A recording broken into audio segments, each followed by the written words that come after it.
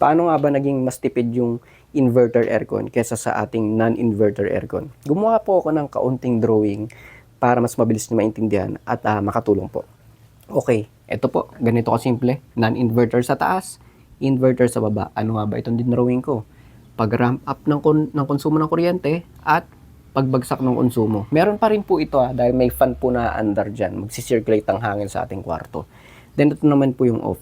Ito pong off na yan, off ang compressor. Ito yung off ng compressor sa ating inverter aircon.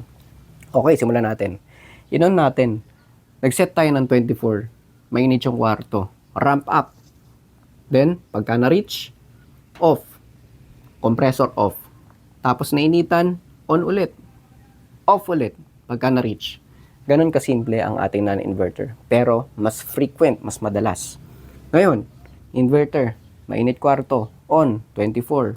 Tapos, sa unang andar, variable speed compressor, kaya magbagal, kaya magbilis.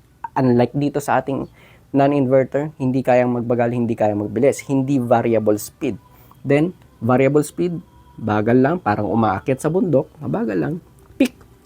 Hanggang sa maabot niya itong 24 degrees Celsius. Yung naabot, yung sinet nyo na temperature. Then, slow down ulit siya.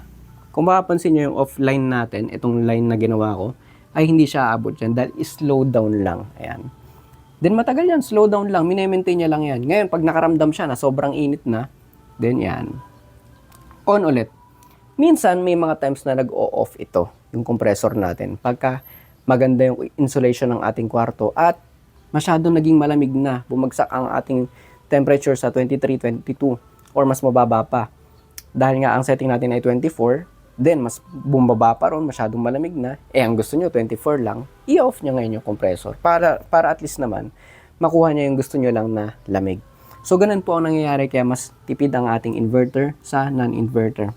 Marami ang magsasabi, bakit ganun? Mas tipid ang non-inverter. Nag-off nga yung mas tipid ang inverter pero itong ating non-inverter ay nag-off naman ang compressor.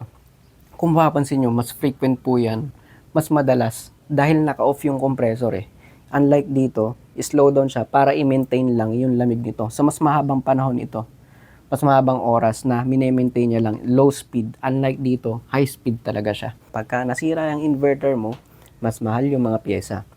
Actually, para sa akin, mas mahal naman po talaga ang pyesa nito pag nasira. Ayan. Pero ang masasuggest ko dyan, pagka sobrang late ng kwarto nyo, halimbawa mga pang half HP lang, huwag na kayong mag-inverter. Mag-non-inverter na lang kayo para at least mas matibay yun, wala gaanong parts na pwedeng masira. At yun lang naman ang masasabi ko. Ingat po sa lahat. God bless, na nakatulong po.